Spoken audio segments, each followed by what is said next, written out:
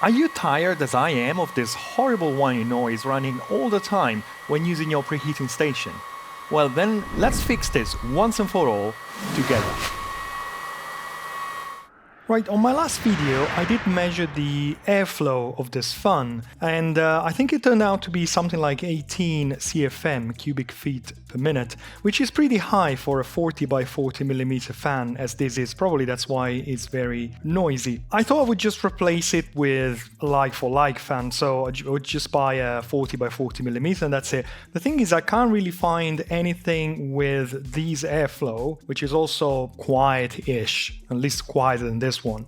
Now, to be fair with you, I really don't think that the manufacturer did some complex calculations about the CFM, the airflow of this fan, to, calculating the heat generated by the unit and the electronics and the temperatures. They probably just got the fastest fan they could find at a reasonable price and just stuck it in, and happy days. So I don't want to overthink this too much. But what I was thinking was either I replace this fan with the fastest 40 by 40 millimeter quietish fan that I can find, but that looks like it's going to be something like 8-9 CFM per minute. I don't know, I'm a bit concerned about that. Or I could install either two 40 by 40 millimeters, one side by side, so make a new opening here and just install another one. Or if I could probably try and make this opening wider to 50 millimeters, so 50 by 50 fan. And at that point, I guess I would still need two quiet fans to kind of match the airflow of this one. But, before I decide what to go with, I would like to disassemble the unit and see how much space I've got inside, because I know I can fit a 40 by 40, but I don't know whether I can fit a 50 by 50 and how much space I have for the depth of the fan. So let's just take a quick look and see what's the space available, and then I'll make a decision based on that. Right, okay, so I've taken a look. The fan is here on top right. I can see that there is definitely enough depth for probably a 25 millimeter fan, and I would say there is definitely space for 50 by 50 millimeters. And I end up with basically all the space I need, because there's nothing on top on this area. The fan will have something in front of it. And this is where I'm thinking something. So as you can see, the fan is getting fresh air from this side, and it's blowing more or less directly on the PCB, which is what you want to keep cool. Now, if I installed a fan behind this one, well, half of the fan is going to be covered by this, but it's not a big deal. It's not too close to it. So we still have some space here at the bottom to blow some air. The thing is, this thing is the cover for the heating elements. That's going to be hot. And my concern is an extra fan behind this one is going to be blowing cold air on something which is very hot. And eventually, I'm concerned that it will just circulate hot air around these areas. So rather than adding an extra fan, I'm thinking of pushing my luck and replace this 40 by 40 millimeter fan with a 60 by 60 millimeter fan. Let me show you what I mean. This one is a 60 by 60, it's just for an example. Unfortunately, this is a bit on the noisy side. But the thing is, this can more or less fit. Maybe I might need to carve a little bit of metal out of this lip when I'm done. But this should work. And the thing is, when it comes to 60 by 60, if I'm not mistaken, I can find a wider variety of fans, including Noctua, even though as much as I like the Noctua fans, they're pretty expensive. I'm not sure I want to go with a Noctua on this machine. Now, by replacing basically the 40 by 40 with the 60 by 60, I'm going to be in the perfect position for the cold air to be blown onto the PCB. And hopefully 60 by 60 will give me enough airflow, and I can probably speed it down until I won't hear anything. I think that's the way I'm going to do. Also, something I have to consider is that if I'm installing an extra fan, the other fan, I can't really install it like here.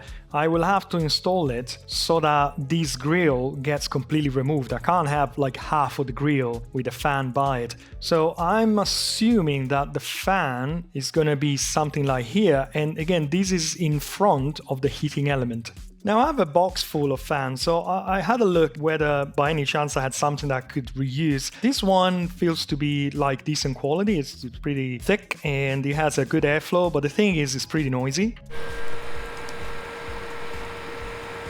you can basically hear the same vibration I was hearing with the other one. Now, even if I lower this to say, I don't know, 6 volts, it gets much more quiet, but it's still the vibration is basically transmitting to the metal frame. So using this fan doesn't seem to be a good idea because I probably would end up with the same issue. Now, alternatively, I have this little blower, which is fairly quiet, because if I'm running it at 7 volts as it is now, it's barely audible. And there's not much vibration being transmitted to the metal frame. This is touching the metal frame. But to be honest, I wouldn't know how to adapt this, because obviously if I'm attaching this on the metal frame on the inside, obviously, this is blowing up or sidewise and not in the direction I want. So unfortunately, I don't think I can use this one. Now, just for fun, I do have a 40 by 40 millimeter fan, which is very, very extremely powerful. But coming from a server environment, it's also very noisy.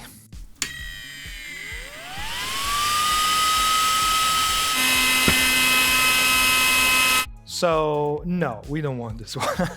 We definitely don't want this one. I would say this is it. We'll settle for 60 by 60 millimeter.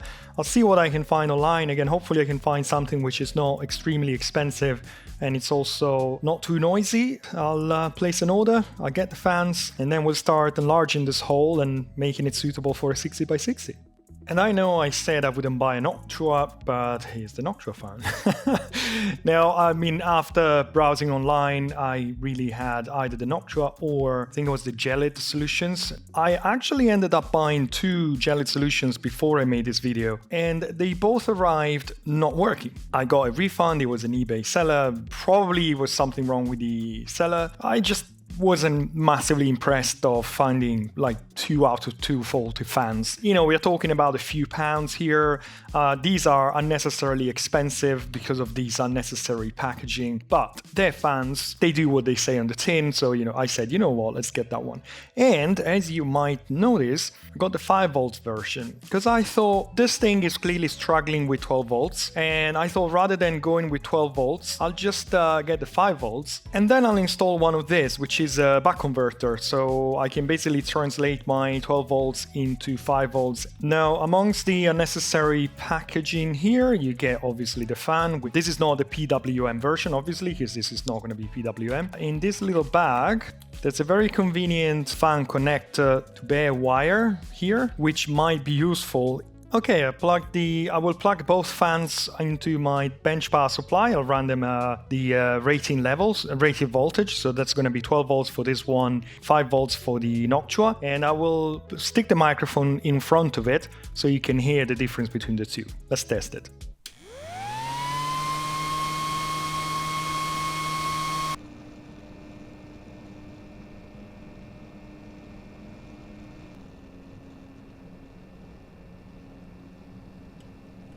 So this fan is definitely good. Let me say it's a bit noisier than I was expecting, but it's gonna be totally fine. Again, it's just that obnoxious whining noise. It's horrendous. This is not making any of this. Now, metal work. That's the fun part. So what I need to do now, I need to make a bigger hole here. I will have to cut, there's a little piece of metal behind it. I will have to carve a piece out of it, otherwise the fan won't fit. And probably I will have to carve part of this bottom cover, which is not going to be the end of the world. In order to do this, I purchased this step drill bit, which goes up to 60 millimeters. And the idea is you just drill through it and it will make it bigger and bigger in a nice and clean way. My only concern is making this opening 60 millimeters in diameter is that by the time the drilling bit reaches the required diameter, there won't be much metal left close to the edge of the frame. Now, if the drilling bit manages to get stuck, for example, that small strip of metal left might get literally torn apart. At that point, the case would be pretty damaged, so I really need to try and avoid that. But anyways, I think it'll be fine. Now, unfortunately, to remove the mains inlet, I will have to desolder everything, because again, there's no way to remove it without removing the cables. Right, I've got the part removed and it's in my vise. It feels pretty solid. Again, this is the part I'm a bit concerned of. I'm gonna make this much bigger. There's not gonna be much metal here, but again, I'll try and be gentle. Looking at the diameter of the fan, probably a hole of 60 millimeters is gonna be better. But to be honest, I think then I'm getting dangerously close to the edge here, and I think 55 is gonna be fine. So let's give it a go and see what happens.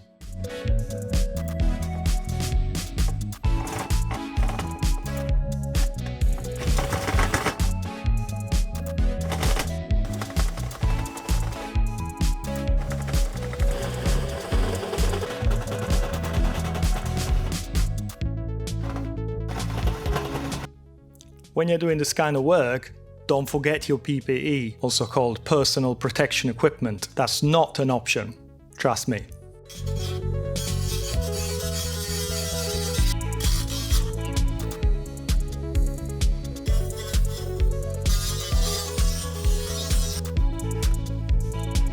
Okay, so the hole was a success. I didn't do any damage or anything. It was a bit more difficult than I thought. I don't know whether my bit was probably not the best, but it worked. Now, the next step is this little metal lip here. I think this is where the front panel metalwork is resting. What I need to do, because the fan is 25 millimeter, as you can see, it doesn't fit. So it will hit the metalwork. I need to carve just a slice of it. It's not going to affect the front panel. The front panel has plenty of space where to rest, but obviously with that in place I can't just install the fan. So I'll use my Dremel. I'll just mark this position here. I'll use my Dremel to cut, what is that, like 1.5 centimeters of it.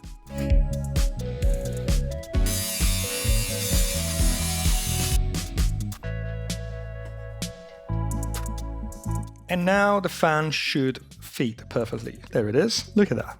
Now, I have the feeling the fan might gonna be in the way of the front panel or something, so I think I will need to do some extra cutting and carving and stuff, but it should work.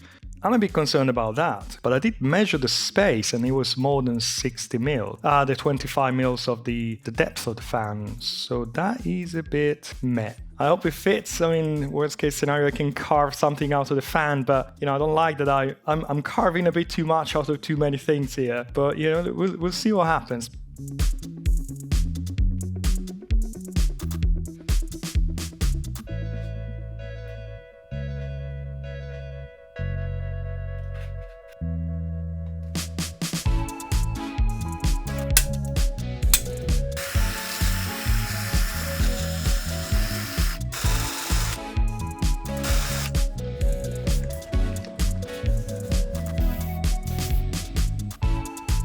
Okay, we got here in the end. I'm pretty happy with the outcome. It looks pretty, nice. It looks like a clean job.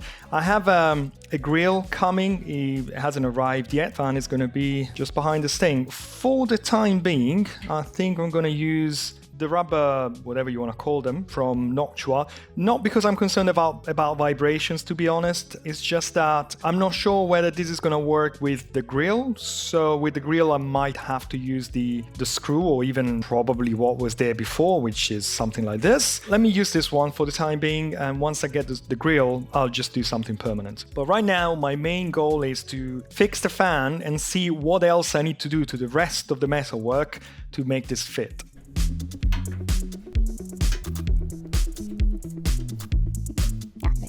And the fan is in. I have to say it looks pretty cool. If it fits with the rest of the stuff, I would be very, very happy because it fits beautifully. You can see here it just fits, so it doesn't touch anything. The fan kind of fits because the bottom lip is squeezing in between the fan and the other part of the frame. But yeah, I can see it doesn't really align properly. So I will have to mark from this part here till the other side and just cut, I would say, half of this lip so the fan can rest on it without causing any misalignment.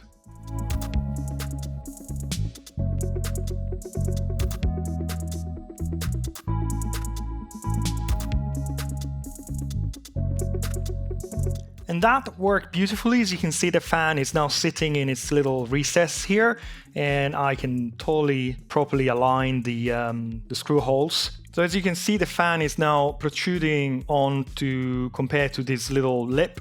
And I think this is where the front panel is resting.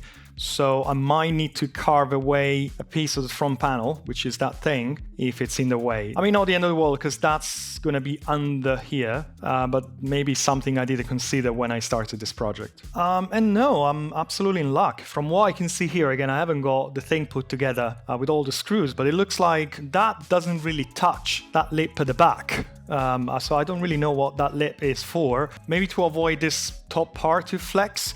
But no, it looks like it's done. I don't need any further metal work or anything, because that's its final position and that's totally fine. It's not clashing with the fan. So next step is the fun part, to just adapt the fan to the plug here on the PCB, and also to set the buck converter to convert 12 volts into 5 volts. Let's do it. Now, I suddenly remember that because I have the buck converter in the way, obviously these are solder-in things. Obviously, I will have to remove the connector from here, and I'll just cut the wire from this one and just plug it into the in. So that goes into the out, and that's done.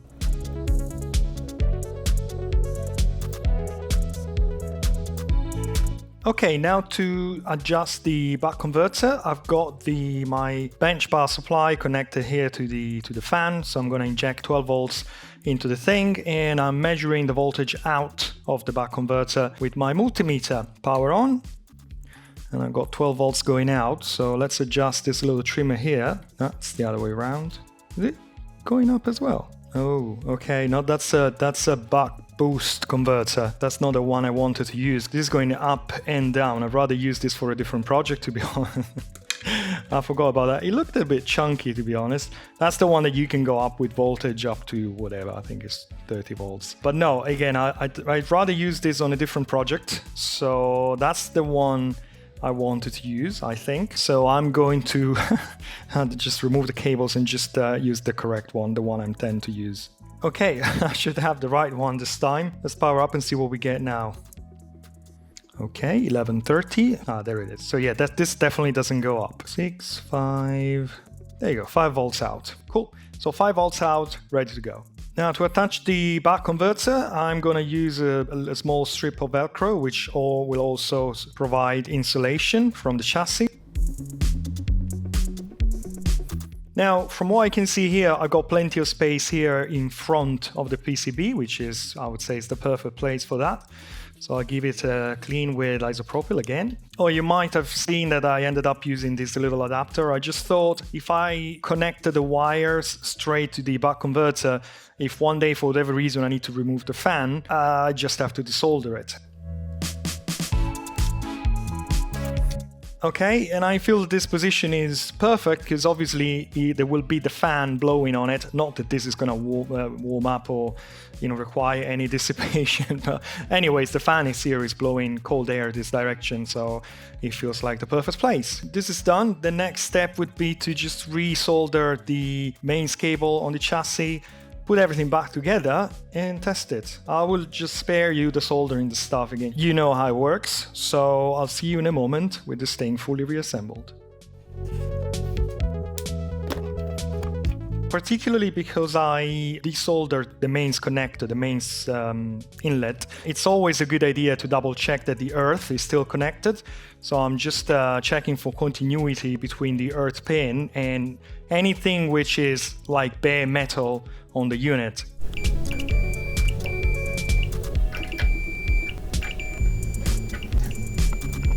Also, let me take this opportunity to remind you that this unit has been banned from the UK government, because it comes from the manufacturer unearthed. I'll put a link on a video I did down below when I first reviewed this unit, where basically, when I unboxed it and tested it, I immediately realized that the unit was not earthed. If you have one of these units, you have two options, really.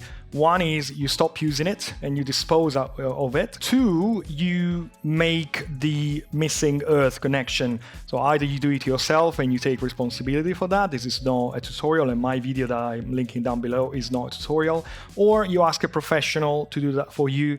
What's really important is that if you have one of these units and it's not earthed, which you can check with the multimeter, please stop using it. It's gonna be extremely dangerous.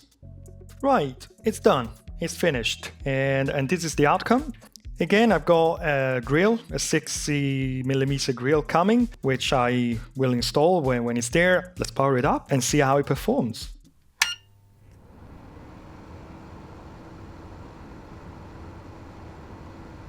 Okay, so I'm setting the temperature to 33 degrees, and now it's currently 20, so at some point it will modulate. There you go, so you can see when it will start turning on and off. Turn on the plates now.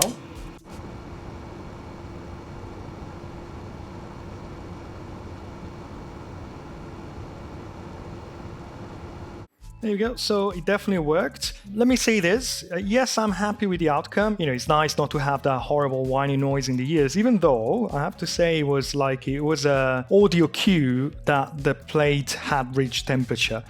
Obviously, that's not going to be a problem. Let me say this. Considering the time that it's taken, you know, all these modifications, price of the fan and all the hassle, it feels a bit not worth, let's put it that way. I have a feeling that maybe just replacing that existing 40mm fan with a Noctua, even though it wouldn't have the same airflow, probably would have been totally fine. That being said, I'm pretty happy with the outcome, but that's it, the project is done. Well, here we are. Project is done. It had been a while since I wanted to do this, and as I said, yes, it does feel a bit overkill for this machine, but at least this is the best I can do. You know, more than this, I need a new preheating plate. But to be honest, I'm pleased with the outcome, and now I can record the video with the preheating plate running without having to worry about the whining noise getting into my recordings.